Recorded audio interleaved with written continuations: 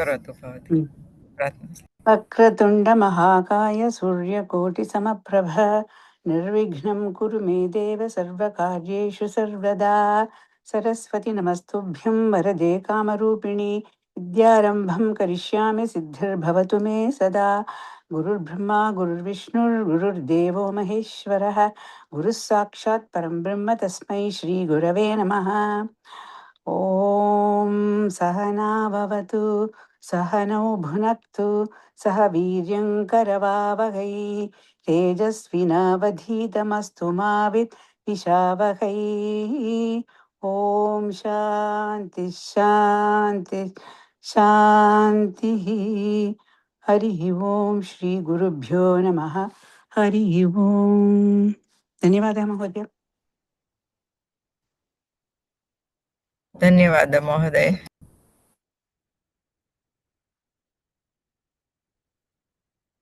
Share करोमि। पुस्तके अस्ति वा स्लैड् करोति भवती? No, Excel sheet. I Oh have God. I prepared an Excel sheet. Oh, you prepared Excel sheet. Okay. Have you shared it with us? No. The Excel. न श्रूयते भवती mute मध्ये अस्ति. Oh, okay. I don't know how to share. Okay. Now send it to put it in the Kamalam, the group, and then we can all see. Okay, I will try afterward. Okay. Yeah. Astu. So that we can review that afterwards. Okay. दृश्यते वा? दृश्यते but न सम्यक् दृश्यते. It's let me see. You want me to increase the thing? Yeah. No. I increased it in my phone. See, I'm looking at it in my phone, so I don't know. My see, I'm in my son's house, so everybody is sleeping. So I'm sitting in the bedroom. It's okay. I can see now. Let me Bruhat Karomi. Yeah, I can see that. I can read it. Okay? Yeah. Shwa- Oh God. I forgot all those Shwaha, Hyaha, etc.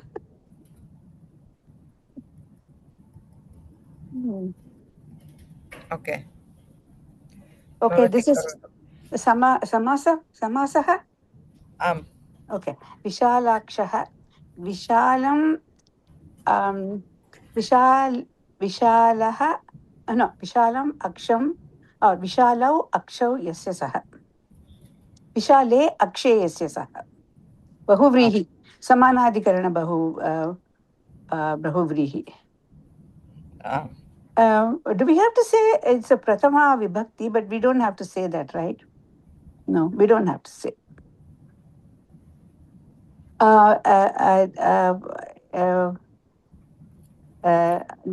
Anantara Marga of Vigraha Vakya might be Vishale, no, Vishale Akshe, Visalakshe, yes, wait, twice you can say that too, but Visale Akshe, yes, Zina.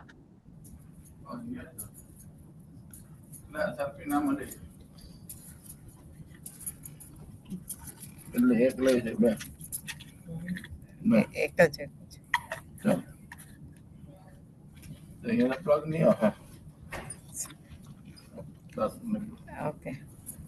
Sorry. That's okay. Because what happened? Okay. I can. Okay. To share. Okay. Do you Yeah, I see? can see now. I can see very well. Okay. I think अत्र typo अस्ति. मया fixed. कुत्र typo अस्ति? Okay यदि कोऽपि आगच्छति चेत् वदतु ओके ओके अहम् आगच्छति नमस्ते सुधा महोदय विलम्बेन आगतवती नमस्ते महोदय अहं नमस्ते सर्वेभ्यः नमस्ते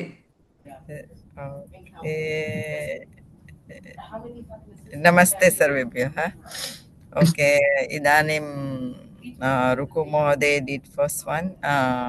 What Okay, is ma'am. this one? We can't Okay, see the Why is it I see myself here? huh? Because your camera is on, Mahodaya. No. No, no, no, no. Screen is Now not. I can see you. Oh. Now? Oh, there. Yeah. Now Yeah, it's yeah. okay. Okay. So Vishalakshaha is Vishale, Akshini. Akshini, it's a typo. There is a typo Akshini. there. Oh, yeah. Oh, you're right. I forgot that. Akshini. You're right. Mm. So I made a Mm. mistake. Akshini. Akshini, Vishale, Akshini, asya sah. Yeah, there is a typo over here.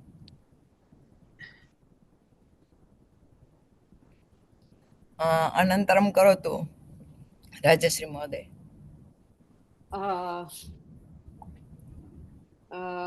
Dirgha Rajjuhu. Karmadare. Viseksha आम्. Purvakam. सुधा महोदय.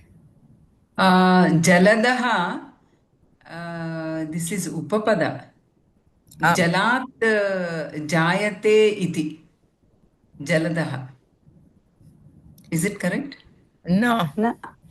No. Jaladaha. Jaladaha. Oh, jalam dadati iti. आम्. Jalam dadati iti jaladaha. Jalaja अस्ति चेत् जले जायते. Yeah, correct.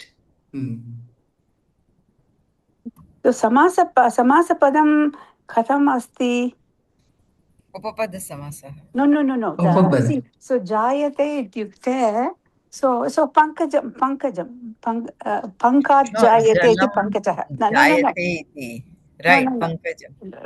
The समासपदं will be सादृशम् एव परन्तु अर्थमाश्रित्य विग्रहवाक्यं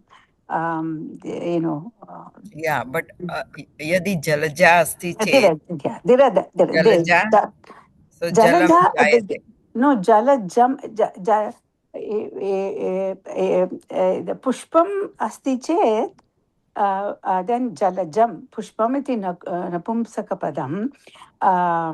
If some person's name iti chet, then jalaja. Then that will be a feminine strilinga asti jalaja. But parantu the samasta padam will be similar, but arthamashritya vigrahavakyam karaniyam. आम्. Yeah. द्वाविंशति. Oh God. Dvavimshati. This is द्वे अधिकं विंशतिः. This तत्र न सम्यक् न जानामि. द्वाधिकं विंशतिः. आम्. आम्. कुत्र कः समासः? भवती वदतु. उपपद एव. नो, अधिकम् इति क्रियापदं नास्ति. So dva adhikam ityukte might be like a gati, pradi, one of those things. I don't know. Adhikam kutra gacchati. Adhikam is no kriyapadam nasti. See, upapada samase kriyapadam vigrahavakya kriyapadam kopi janati va? Madhyamapadilopi. Oh, wow. Madhyamapadilopi. Adhikam ityukte sadhu eva? Sudha Mahodaya? Because apart from the words given in the samasa, you are using adhikam in the vigrahavakyam. Only in Madhyamapadalopi you get that. Okay. So, but adhikam ityukte, that's tat sadhu eva. Va? Please come again. No. If you say adhikam, that's correct. I'm asking. Okay. I'm not janami. I have really not studied at all. किन्तु अत्र विंशतिः अस्ति. It's a स्त्रीलिङ्गं padam. That's why adhika. No, but adhika refers to dva. Okay. No, adhika refers to dve. No? Dvayadhika. No, but the adhika is Vimshatihi. the Visheshanam to Vimshatihi or to No, Dvai? it's the padam is a lopa. Lopa, but whatever it is in the Vigraha Vakya, when you put it in, should it Anusritya, should it follow the Vimshati or the Dve part? See, if you say Dve, is that a Strilinga api? Yeah, Dve Srilingam. Yes. Oh, okay. Astu. So Dve Adhika Vimshati. Okay. It's always dve, I think. Dvau Dve Dve. Dvau is Pullinga. Dvau dve dve. Yeah. Dve dve, right. Okay, Rajashri Mahode. Tapodhanaha. Tapodhanaha. So it will be Bahuvrihi, I think. So Tapaha Dhanaha.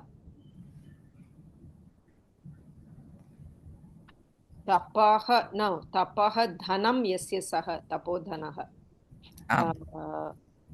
Mahodaya.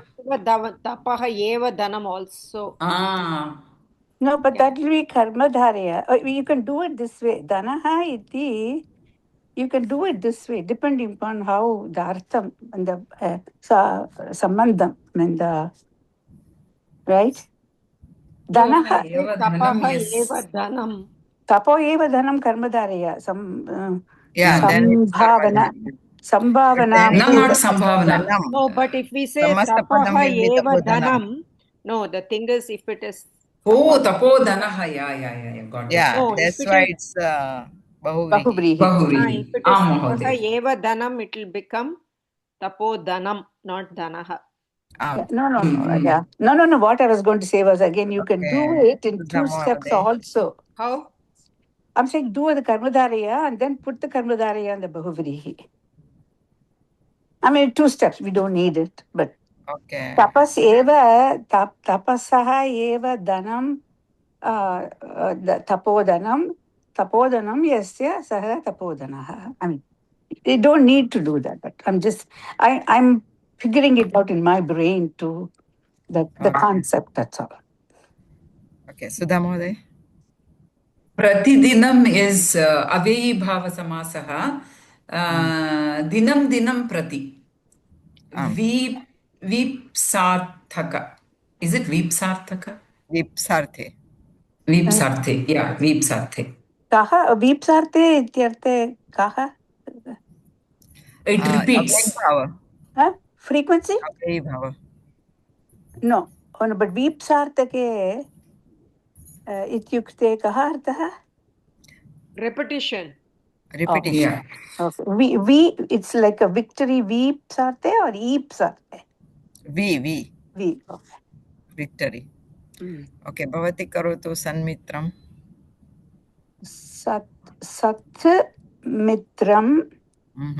Yes. No, sat mitram sanmitram. Tadeva. Visheshana purvapada karmadharya?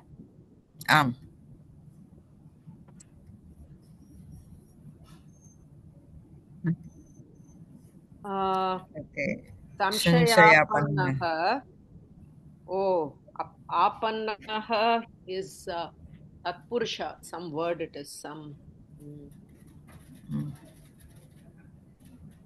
Okay.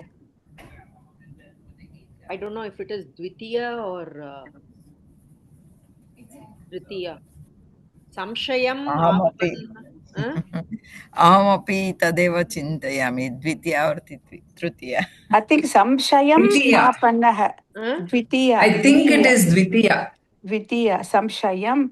Kutra asti tat padam? Atita atyasta apanna pratita gata prapta. Dvitiya. Samshayam. Dvitiya. Yeah.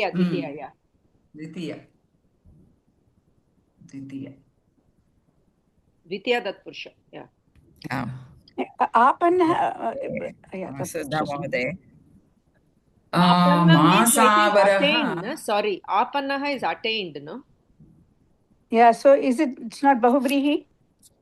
No, it's not Bahuvrihi. No. Oh, okay. Just no, but what I'm wondering, what is apanna? Attained. Masavarah. Or Nivaraha perhaps? Anyway, it's okay. Sorry to. Avarah kadum. Nivar Samshayam. Masavarah. Samshayam Nivaraha? Nivar. Avarah. I don't know. I really don't know. Masam. Adham dinasya. Masam. Avarasya, na? Is this Ekadeshi No, Tatpurusha? no. Then it should be Masena. Masena Avaraha. That is Tritiya Tatpurusha. Masam avarasya. It can't be Ekadeshi, no? Correct. Can't be. No, I'm wondering, can it be Ekadeshi? No. Masena. Avaraha ityukte kaha? Avaraha. Avaraha Pratham, Mahodaya. Huh? Oh, our After. Oh, So I avaraha have is after. I thought Nunam. లేదు. It's Avaraha, I'm sure is Avaraha. Aparanha. You Oh, say acha. Aparana Vela. Aparanam is afternoon. Aparanha. Avara is also after. Avara is mean the same. Vabhayorabedaha. Vabhayorabedaha itti ekam प्रसिद्धा एका प्रसिद्धा वाक्यमस्ति वभयोरभेदः लडयोरभेदः इति I mean pronunciation, but anyway. And then रणधीरः मम अवसरः. I think it's Avara. Yeah, Avara, but I'm typing, but it comes A only. I don't know why. Apara, Avara. Both mean the same. Okay. रणधीरः रणे धीरः. So सप्तमी तत्पुरुष विशेषणः पूर्वपद सप्तमी. No, Saptami Tatpurusha. Okay. Saptami. Okay, Rajeshri Mode. Janaha.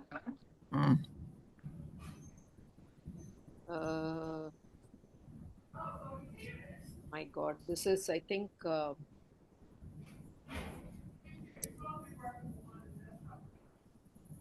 don't know, I'm forgetting. Pradi Samasava.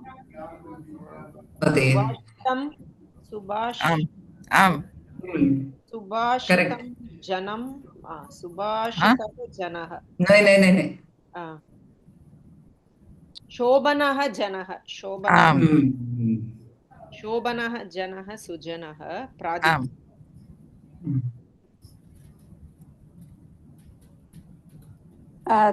तद्धितं तद्धितं समासं करणीयं तत्र. Okay न सन्धि. Okay तद्धितं तद्हितं हितं विशेषण पूर्वपदकर्मधारय. No. Hitam is right, but not tat eva, no? No. Tava. Yeah, you're right. Tava hitam. Oh, okay. No, but. Oh, it will be tadhita. Sandarbam. No, it will be. It's only for asma. Chaturthi. Oh, tasmai hitam. Tasmai or tubhyam. No, tubhyam will be. Tasmai, correct. Tasmai hitam. But I'm saying, see, tadhita pratyayanta. Tatra tadhita pratyayanta is that tasmai. That's different. Yeah, tasmai hitam. Tasmai hitam. Okay. So chaturthi tatpurusha tasmai becomes tat, no? So I thought it was only for asmad and yushmad sabdaha, no? Oh yeah, everywhere sarvanama shabde the pratipadikam svikarani. Sarve chaturthi tatpurusha hitam and all these things will come Chaturthi, in Chaturthi Tatpurusha. when you see the niyamas of Chaturthi Tatpurusha. Yeah, No. there it says Asmad and Yushmad only. Yeah, that's what I'm saying. Asmad and No. Yushmad eva. Yeah, it says Asmad and Yushmad only. Atpadikam of tat shabdam. Tasmai is tad. You have to use pratipadikam, no? Yeah. So pratipadikam tat shabdasya sah tautai tam tautan tena tabhyam tena. That's why, yeah. Yeah. It's Yes. a Dakaranta Napunsaklingam, right? So tad shabdam only will come. Tat hitam. Yeah, tad will come and then hitam. And then So Sandhi, there is a Sandhi Karaniyam. Yes, Sandhi, Sandhi that's why Karaniyam. it's Purva, Asmad and just swa Yushmad Purva shabdam. In Asmad it will be, what will be for Yushmad will be Tasmai only. No, Yushmad is not Tasmai. Huh? Yushmad is not See, okay, Chaturthi Tatpurush Samasa Subantena Purvapadam Chaturthyantam Subantam Purvapadam and Uttarapadam Artha Bali Hit Sukh Rakshita. Hitam, I don't know whether that is. See, there are certain words you have to use only Chaturthi, and for Bhitihi you have to use Panchami, but Hitam Najanami, which vibhakti to use? Chaturthi. Chaturthi eva. Chaturthi, Okay. if you look at the niyamas, Chaturthyantam Subantam Purvapadam Adhikam Artha Vabali Hit Sukh Rakshita Uttarapadam. Okay, so Rakshita, Hitam is Artha under Arthartha Padam. Tatra. No, not Arthartha Padam. First Rakshita, niyam. Rakshani. Okay. Okay. Kasyaha avsarah? Mama avsarah. Wait. You did Sujanaha? Oh, acha, then you have to do then. I'm getting Yeah. who's who. Ayodhya Nagari. We will do Rukku Mahodaya, myself and you. Okay. Yeah, Ayodhya iti nagari. Ayodhya iti nagari. This is Sambhavana Purvapada Karmadarya. Okay. Okay. Now Danda Hastaha Dandam Haste Yasya Saha. So Vyadhikarana Vyadhikarana Bahuvrihi. Dande Hastaha Saptamyartha. Saptamyartha. Saptamyartha. No, Vyadhikarana.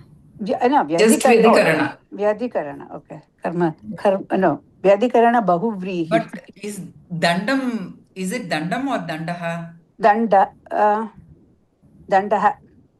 Dandaha Haste Yasya Saha. I think Dandaha.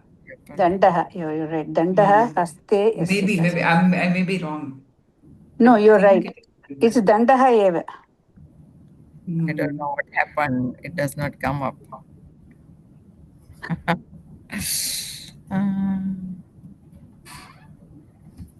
Okay, leave it. Okay, this is Taditanta. Which one? This one, Dantyaha. Oh, Dantyaha. Dantyaha. Yeah. Try to do that, but it does not come up. I don't know. It's not working. Dantyaha will be Dante Bhavaha. Dante Bhavaha. Dante Bhava. Yeah, Dante Bhavaha. Kaha arthaha Dante Bhavaha? Shantihi. This is a Visishta Taditanta. Visishta Taditanta. We learned the Visishta Taditanta. Oh, I have not even read those things. Okay, Sudha Mohoday. Off the teeth or something. Daushyantihi. Okay.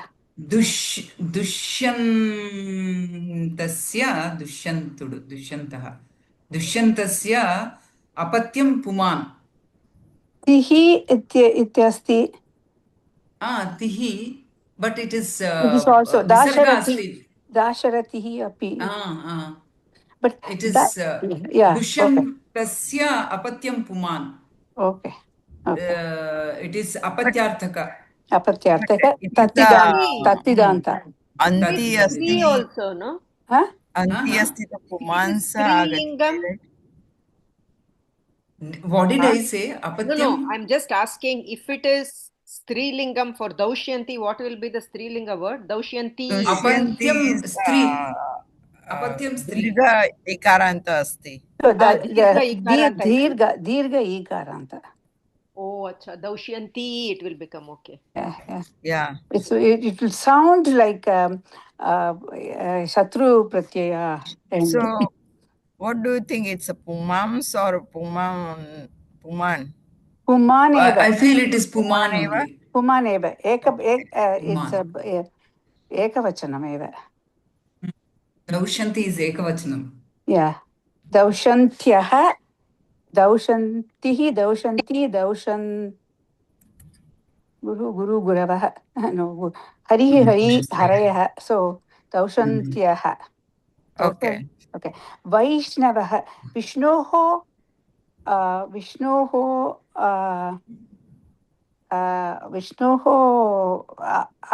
is it Apatyam Puman or Vishnoho No, no, Iyam? Nataman. Vishnoho I am. Iyam. I am. Vishnoho The Iyam. pullinga, so I am. Iyam. So Vishnoho, wait. Vishnoho Apatyam. So what will what will be the padam if it is Vishnoho Apatyam Puman? Hmm? We always say Vaishnavaha ityukte Vishnoho ayam.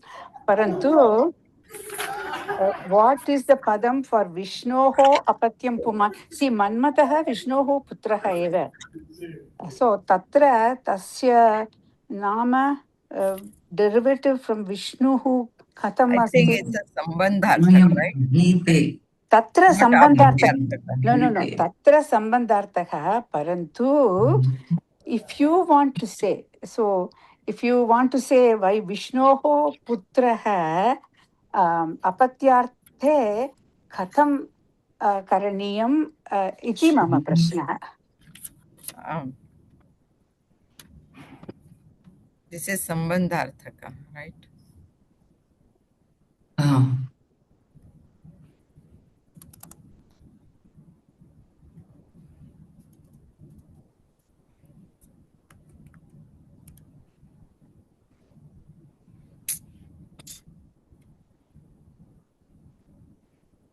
Rajashri Mahodaya. No, I think Sudha Mahodaya.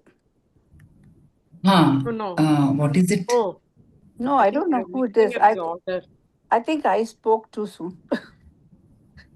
Yeah, Simavad Bhavati Karotu Rajashri Mahodaya. I think I took your turn. Okay. So Rajashri Mahodaya. Simhavat will be Simhaha Tulyaha va? Simhe. Matra Tulyaha. So Simhena Tulyaha va? Okay. So is that a Matup Pratyaya? No, what is that? Not Matup. What? That is a Tadvidanta Pada, Abhi, right? Kaha Samasaha? No, Taddita it is. But It's what a Taddita. Samasa? What Taddita? It's a I don't know that Tatita also. I don't know what. Okay, I don't know. See, it's not conditional formatting. Simhavat. Okay, Kasya Sudha Mahodaya. न्यायिकः न्यायम् अधीते न्यायम् अधीते, but I don't know why vetti va. Someone has to explain that. I would have said yeah, we learn Nyayam Adhite. Adhite. Yeah, Nyayam Shastram Janati iti. This sounds even better. Nyaya Shastram Janati iti Nayayikaha. Yeah, this sounds much simpler. So this will be Upapada Samasa? No. This is No, also it's a one. Visishta Tadditanta. Visishta Tadditanta katha पाठे Yeah, वयं कस्मिन् पाठे अस्ति पठितवन्तः कस्मिन् पाठे न्यायम् अधीते इति. no but कस्य पाठे अस्ति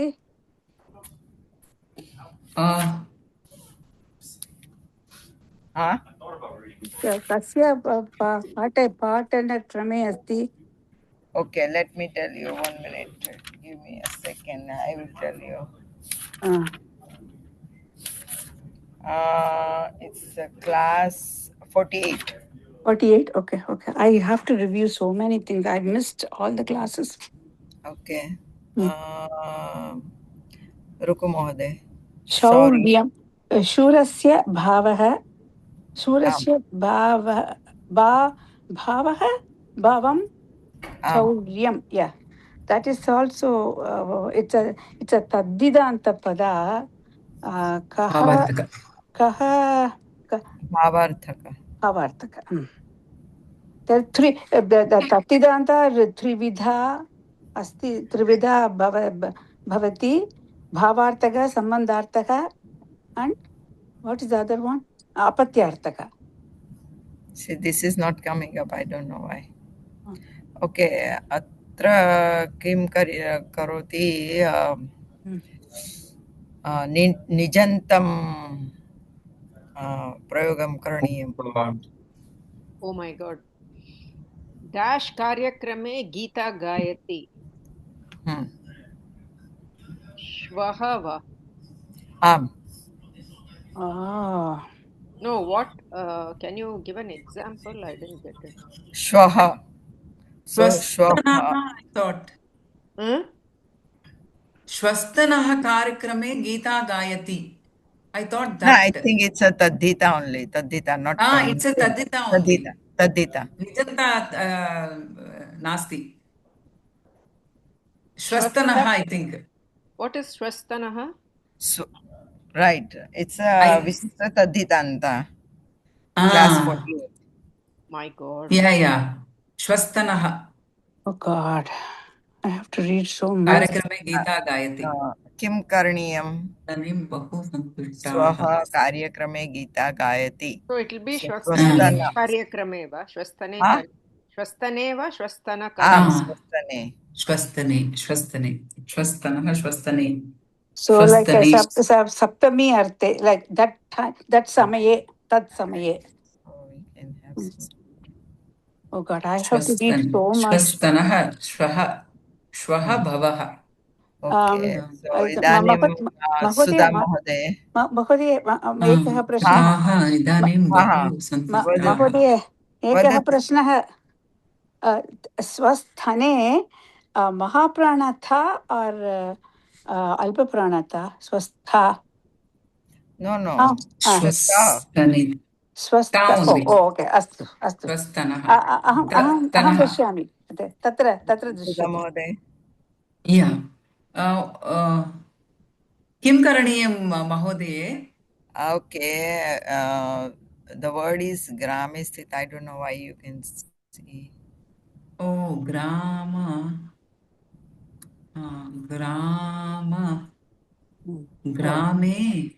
स्थिताः कृषकाः. ग्रामे स्थिताः कृषकाः इदानीं बहु सन्तुष्टाः.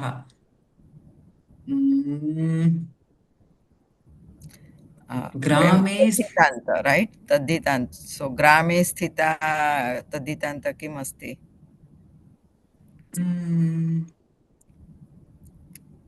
No.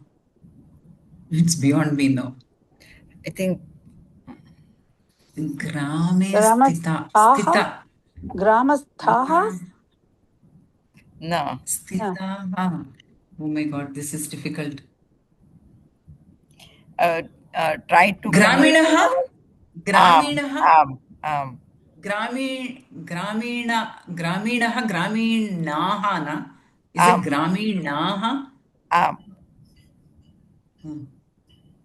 So nakaranta graminaha. No. so एकवचनरूपं कथमस्ति? ग्रामीण ग्रामीणः ग्रामीणौ ग्रामीणाः ग्रामीण रामवत् so ग्रामीणः ग्रामी द्वितीया नौ ग्रामी नौ so ग्रामीणौ ग्रामीण ग्रामीणः okay अस्तु It's a pullinga no padam. ग्रामीणाः so I don't know maybe I'm wrong Ramah Ramau You're Ramaha right. Gramin no Sabda, I think nakaranta Pratipadakam Gramin. nakaranta pullinga Nakaranta maybe it padam. is Graminana so it must be gram it's not gramini No. gramini gram I don't know No, but Okay. can't we say Gramastaha, as Mahodaya said? Gramastaha. No. Why? There is always becomes from the Gramam No. from Grame Stitaha will become Gramastaha, no? Oh, no. No. Become a Samasta Padam then. Grame Staha, Gramastaha. It will become Samasta Padam, huh? I don't know. See, Shwastane doesn't mean Stitaha. Swastane means location look it's like a no. Tomorrow. yeah but the samaya Sustane means tomorrow. yeah see this is a kalartaka saptami that is the vibhakti kalartha saptami vibhakti but grame stitah locative like a position Right. yeah geographical position kalartha ityukte kale position in time this is position in geography so but I aham na jaan Okay. Rukumode bhavati karoti. परीक्षायां कः किं प्रथमा I न जानामि I have to review महोदय न जानामि Okay. Rajashri Prikshayam Mahodaya Prathama Ahamapi na jane. Parikshayam. Parikshayam what is first Mahodaya. Kimartamma. Kim Nana. Kim Prathama what is first what is the first exam what is the first subject Prathama Parikshayam Kim what does Kim become no idea I have to check No idea. oh my god no Kim Yeah. I think you will get it in maybe in a class. No, but I think in our class also it's not there, the word. But it's that's why I choose this. That this is the right one to study. oh God where are you getting all this from Katama Exam paper. yeah Kim becomes Katama what is the word Kim. Katama Katama Prathama is Never, Strilingam I padam, did. right? Katama. So, Oh, Katama. Katama, Pratama. Okay. I also came across Kataraha Katara Kataram Katama see that Kataraha also is there I wrote it yeah Kataraha Katara Kataram in comparative Katamaha Katamam in superlative Vayam Oh. sarve so prathama parikshayam. So saptami vibhakti, yeah right? correct So tama pratyaya. Tama Okay. pratyaya. Okay. Taratama. Okay? Tamaha, taraptama.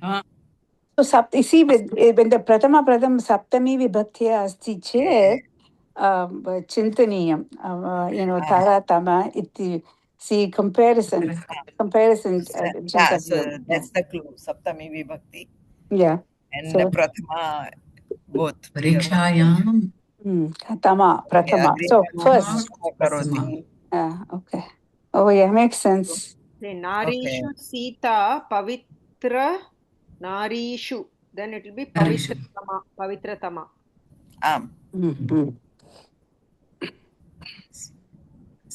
रोगः अस्य अस्ति इति चिकित्सालय Sudha's turn. Sudha. Oh, okay. But oh yeah. रोगः अस्य अस्ति इति रोगः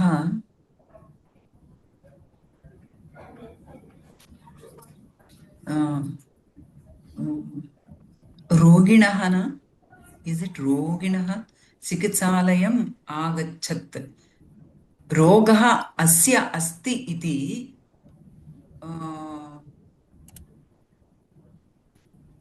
it can't be rogavan, it Okay, must be what roginah. don't look at all these things. Just rogah Asya asya asti asti.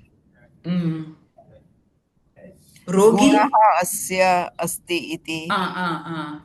gunavan rogavana No. Gunah rogi asya asti see iti. Rogi. gunaha asya asti gunavan No. Rogi. gunavata rogi So there are rogi three. asya asti iti rogi. There are Like three guni, ways. guni. See, there are three ways you can guni. say this. You can say it in three ways, I think. The pustake. Oh, that is for bhavaha. Like Bhavaha, madhuryam madhurata Bhavata. madhuratvam. So what is that? Madhuryam, madhurata, madhuratvam. So rogi, rogavan. No. Here it is only two. Guni. Dandavan dandi.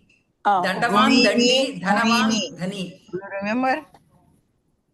oh, okay. Gunah asya asti iti guni. Mm. Then strilinge gunini, napunsaklinge gunini. Guni, gunini. Do you remember? Mohade. Bhavat, This is Bhavat. okay.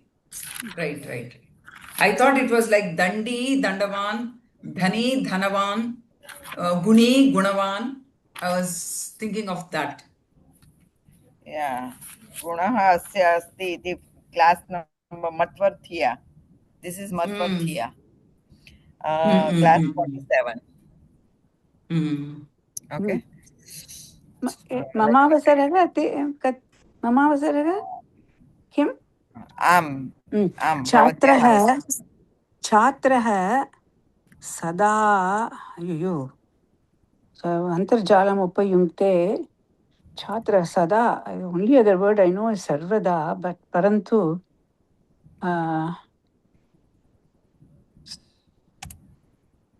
so far behind. छात्रः सदा अन्तर्जालम् उपयुज्यते. उपयुङ्क्ते. Yeah, sada, but instead of sada, I have to do something else. Yes. I don't know. I said the. So sada, which other word we can use? Only thing is I said sarvada, but. That's sadhu? Oh, okay. Da becomes sarva. So sarva is instead of the sa. Okay.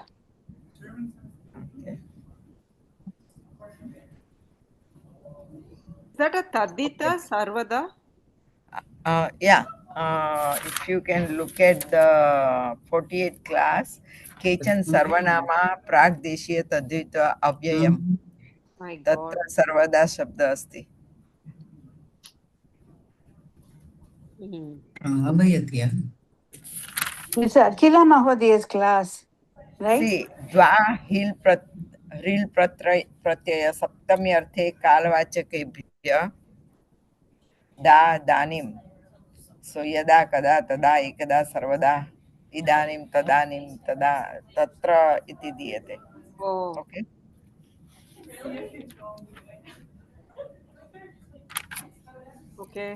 Okay. Idanim Nijanta. Oh. Matamahi Dauhitram Katham Shravayati. Mama Saka. Okay. Yeah. Mama Sakashe Pustakam Nasti Tvam Mahyam Ekam. Okay. Rajashri Mohode Matamahi Dauhitram Katham Kim Shravayati. Shravayati.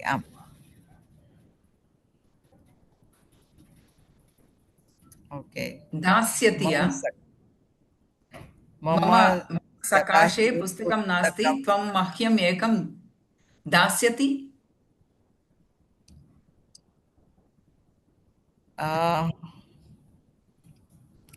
त्वं मह्यं so मह्यम् त्वं एकं कः पुरुषः C त्वं मह्यम् एकं त्वं मह्यं न करोतु गट्टि त्वं क्रियापदं आम् कर्तृपदम् अनुसरति दास्यसि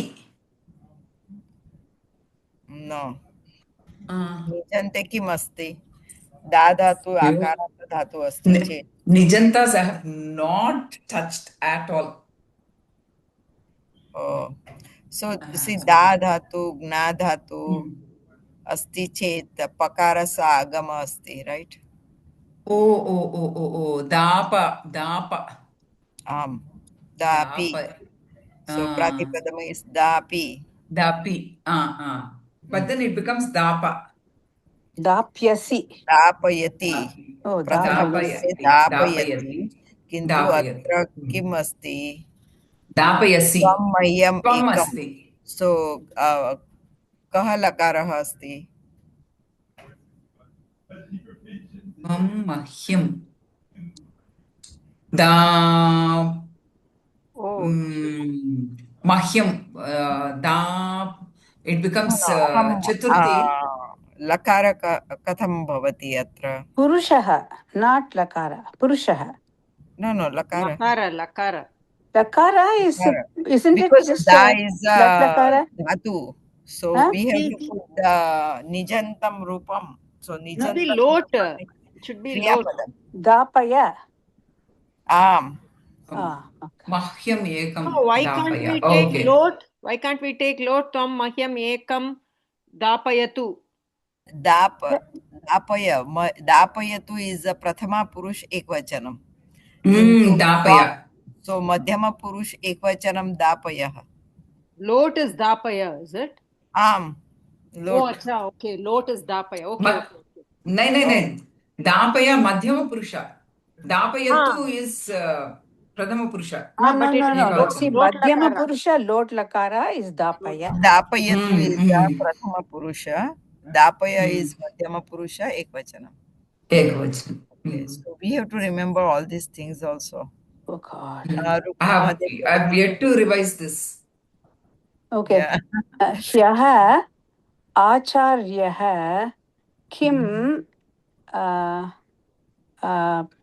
पठ धातोः निजन्तरूप I have to think of the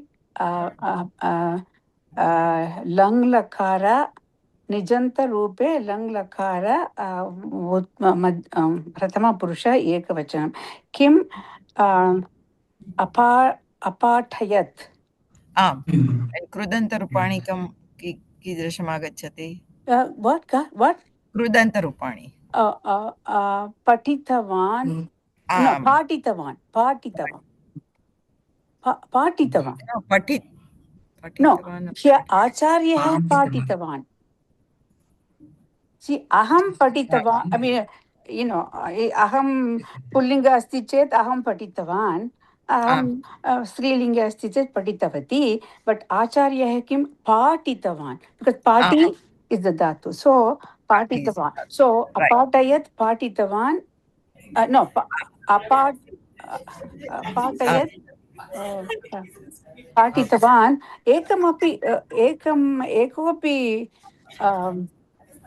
एकोपि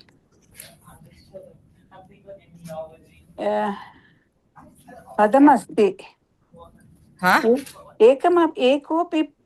एकमपि पदम् अस्ति पाठितवान् अपाठयत् एकमपि पदम् अहं न जानामि त्रिविधा भवति तत्र I don't know.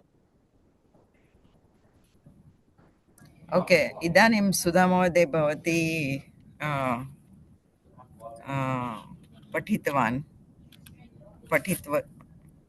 पठितुम् इच्छति वा आं महोदय भवती प्रथमा नाटकम् अहम् एकवारं नाटकं ग्रन्थकारपरिचयः अपि एकवारं पठितवती। आम् नाटकं तु बहु कष्टमस्ति। नाटकं बहु कष्टं। क्लिष्टपदानि बहूनि सन्ति। आम् Api, In the natakam, it just went above my head. You've got so many things to learn in natakam. Whereas, which page is that? page sorry, number sorry. 16 Huh? Shodasha. Sodasa page number English Shodasha Ah. Prushtah.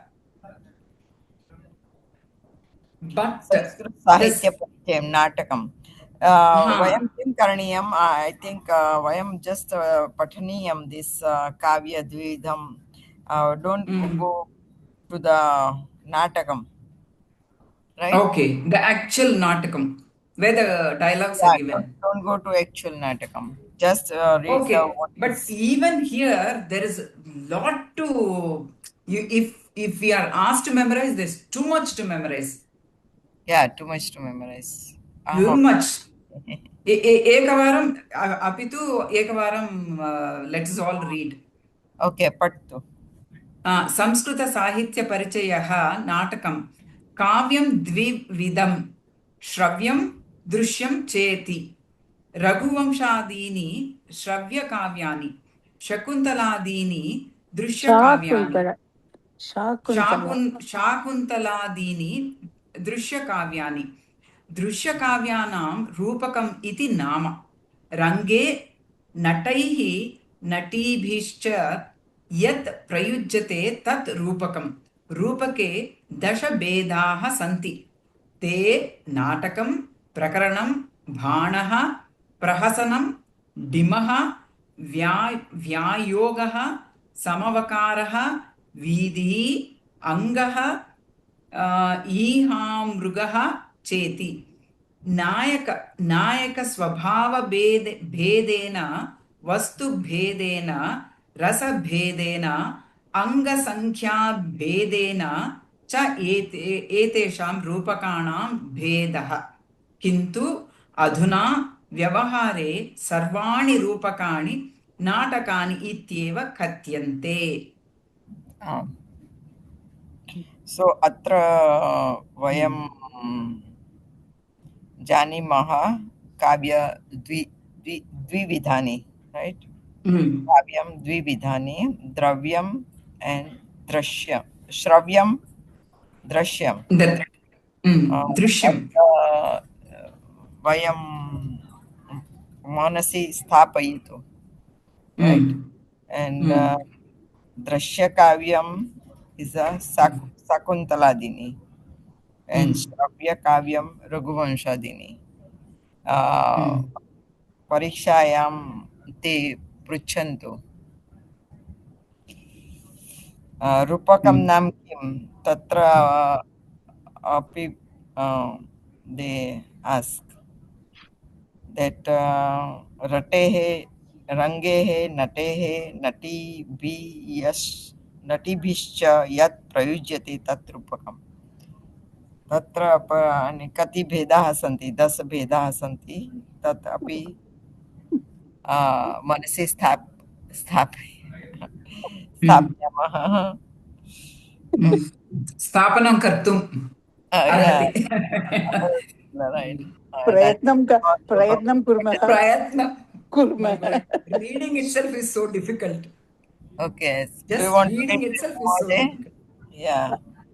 Yeah, I have underlined whatever you said. I have underlined. right. Yeah.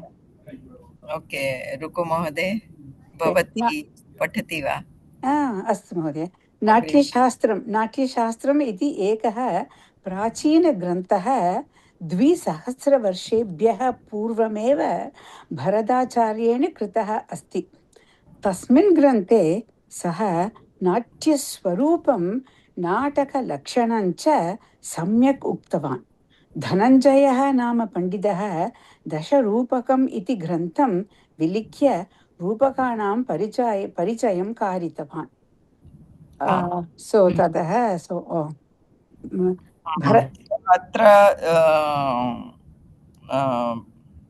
नाटकं प्रथमं किं So भरतेन भरत रचितकाव्यं भरत नाट्यशास्त्रं.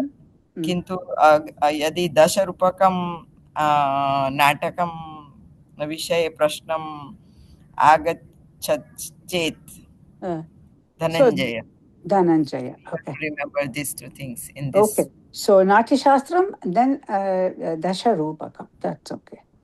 Dhananjaya, Dasharup. So remember, it is Dhananjaya, Dasharupam. Two das. But Dhananjaya Dasharupakam and Arabhavita Subharatacharya. Bharata. द्विसहस्रवर्षेभ्यः पूर्वमेव. Oh, wow. Rajashri Mohoday Bhavati Patati va? पूर्वमेव. Mahodaya, I'm not able to read. Okay. So aham pathami.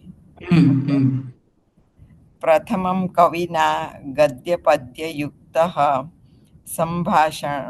सम्भाषणात्मकः अभिनययोग्यः कश्चन ग्रन्थः लिख्यते। तत्रत्या कथा रामायणादिषु प्रसिद्धा वा भवेत्, कविकल्पिता वा भवेत्, सः ग्रन्थः नटेः रङ्गे अभिनीयते। एषः अभिनयः प्रयोगः इति कथ्यते। सहृदयाः सामाजिकाः तं दृष्ट्वा आनन्दम् अनुभवन्ति। नाटके चतुर्विधाः अभिनयाः भवन्ति। आङ्गिक, वाचिक, आहार्यकः, सात्विकः चेति। हस्तपादनेत्रादिभिः यः अभिनयः क्रियते सः आङ्गिक। भाषणं वाचिकः, वेशभूषादिकम् आहार्यकः, गात्रकम्पनं, स्वेदः इत्यादयः सात्विकाः अभिनयाः। एतादृशैः अभिनयैः नटाः प्रेक्षकेषु नवरसान् उत्पादयन्ति. So atra I think we have to remember only one thing. नाटके चतुर्विधाः अभिनयाः भवन्ति. Okay. See, there is a tatra shlokam asti. I don't remember it. See how Shiva, for him, Shiva's rupam is all of this. But if I remember the shlokam, I will share it with you. Ankika vachika aharyaka satvika iti. I think it's Bharata Shastri asti. Anyway, I will look for it. Okay. Even in dance, they use all this. Yeah, that's the same thing. That's why that is why the Bharata Shastras we quoted it in the dance Arangetras. We use all these things, you know. But I don't think so. They will ask Angik, Vachik, Aryak, or Satvik, or something like that. But so far I didn't see. But if we see, then we can remember. But just this Natake Chaturvidaha Abhinayaha Santi. Okay, okay. Okay. No. Grantaha likhite kavi. So No. There's one more. Ekamapi point asti tatra. इतिहास वर्णनम इति one एक idea, then kalpanika kavyani, like a story, made up story, itihasa. Because somewhere else, you know, in the Gadya Padya, they have given that combination. Itihasa nam kim de pruchati. So that also remember. Itihas means Itihasa prasangan yatha kramena likhyate iti itihasa. Something like that is. Kutra bhavati tad? I think prathama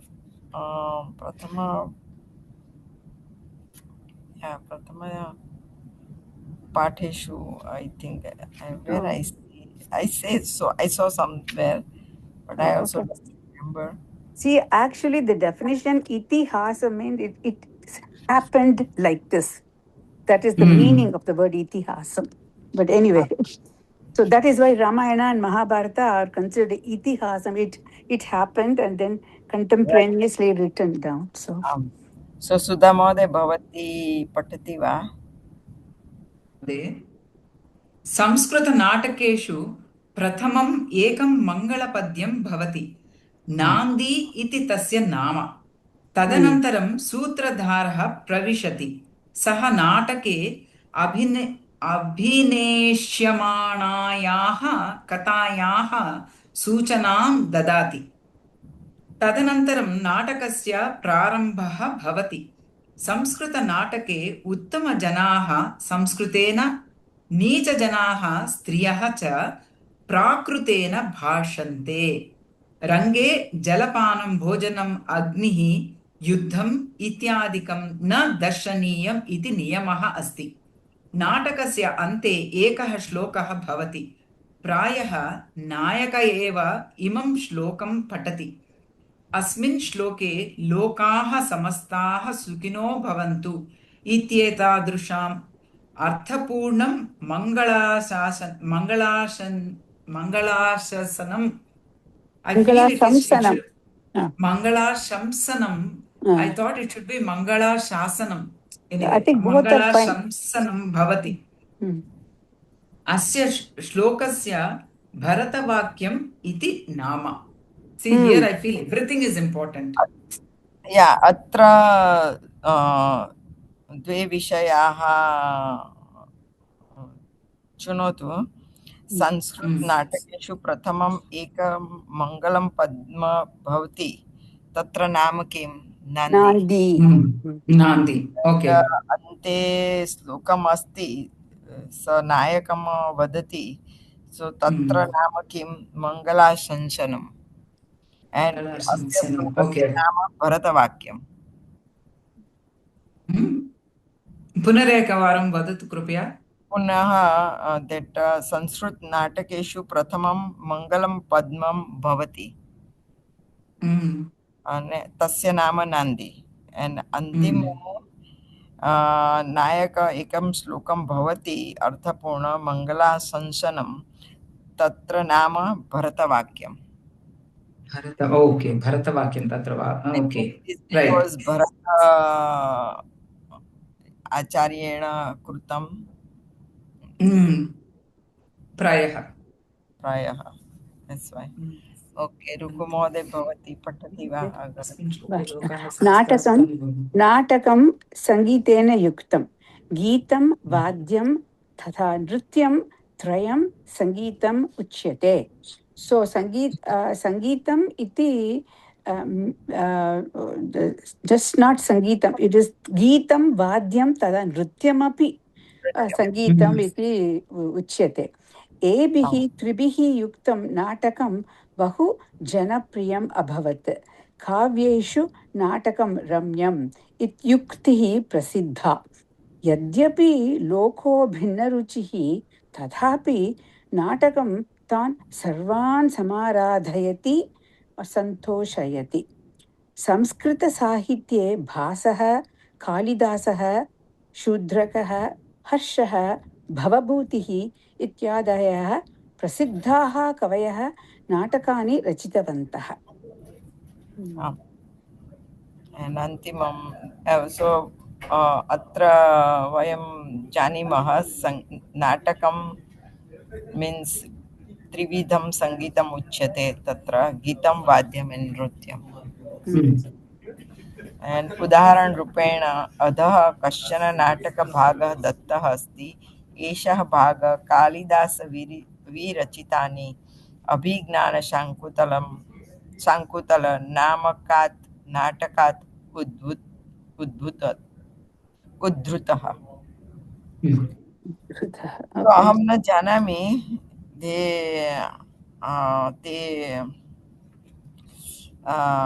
नाटकात् किञ्चित् प्रश्नः पृच्छामि और न, तदहं न जानामि। सो tomorrow, Bhanu, okay, let's samapayah, then we can talk. Okay. Rukumode bhavati slokam vadati va. Yeah. सर्वे भवन्तु सुखिनः सर्वे सन्तु निरामयाः सर्वे भद्राणि पश्यन्तु मा कश्चित् दुःखभाग् भवेत् ॐ शान्ति शान्ति शान्तिः हरिः ओम् श्रीगुरुभ्यो नमः हरिः ओम् Dhanyawada Rukumode. Let me stop recording.